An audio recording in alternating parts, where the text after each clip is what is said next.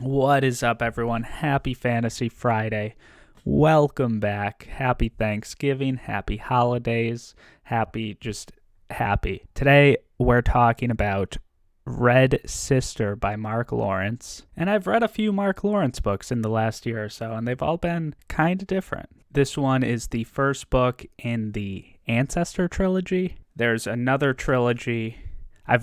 I've kind of gone backwards on this because I already read this book before I read Red Sister, and this book was written after and takes place after Red Sister. But it doesn't matter if you read this first or Red Sister. You can do whichever one sounds better, and I've got a review for The Girl and the Stars if you want to look at that. So anyway, Red Sister. You follow a girl named Nona, and quite early she gets taken into this school of nuns. Now, these aren't your ordinary nuns, because these nuns have special combat training, and they can kill people. They're kind of like assassins / ninjas, and all around good fighters. And there's a sort of magic system. There's kind of like 4 different powers. Some people are big, some people are fast, some people have like weird magic. And then there's like other stuff.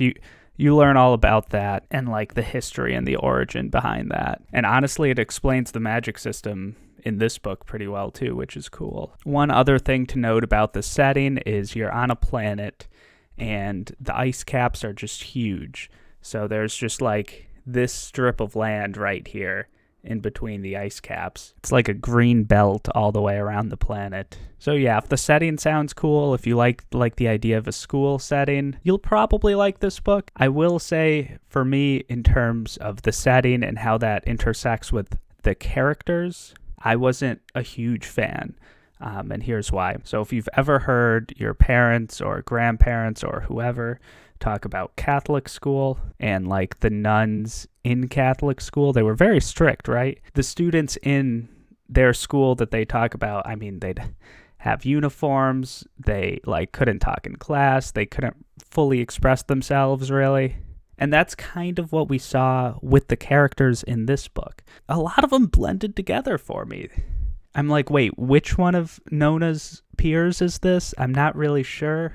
And there weren't even like that many of them. And I think the same could be said kind of with the teacher characters. Like, think of Harry Potter for a second. You've got like McGonagall, Snape, Filch, and like Dumbledore. They're all very different. But like the Catholic school archetype makes it so that the teachers all kind of feel very similar and sort of blend together. Certainly more so than something like Harry Potter or probably whatever other school book you've read. But they're unique enough to keep it interesting, and they're definitely not all the same. This was more of a problem for me earlier on. In the end, the characters feel more separated for sure.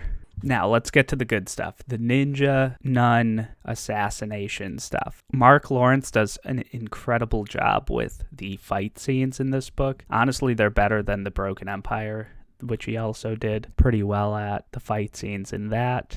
They're kind of like duels in a controlled setting, so sometimes that's a little easier, or at least I think, as a reader, to follow fight scenes like that, because again, they're at a school, so of course you'll like train and stuff. The training sequences in this book felt more real than training sequences in other books. Like, even if there weren't any explicit stakes laid out for the training, like something would happen during the training, or maybe there would be like some person that they're dueling that they didn't expect they were dueling.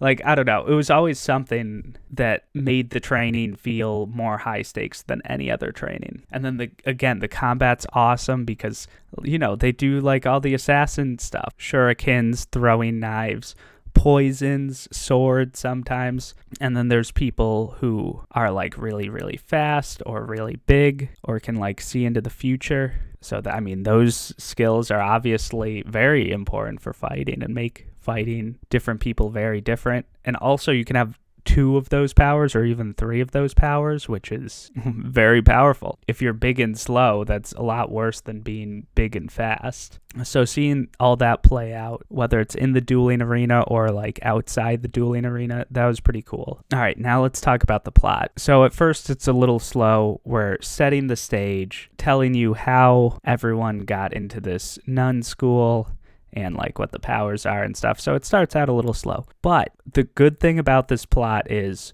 when Mark Lawrence makes the fighting scenes as exciting as he made the fighting scenes, the plot doesn't feel slow. If like all the training dueling scenes feel like they have weight and stakes and stuff. So for me, it felt pretty fast paced. A kind of issue I have with the plot is passage of time. Sometimes it's like, oh wait, like did a year just pass by? A month? Like what just happened?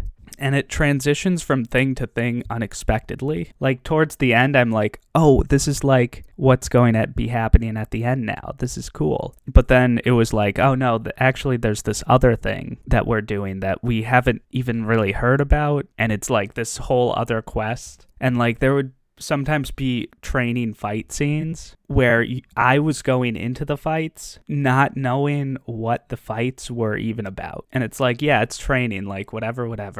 Like people are watching to see like how skilled you are with magic or whatever. Why do they need fighters in this community? What is the broader war? And I think we'll get more of that as the series goes on. But I definitely had a lot of questions about the world outside the school. So yeah, overall, a little bit mixed, I'll say. Characters, nothing too special.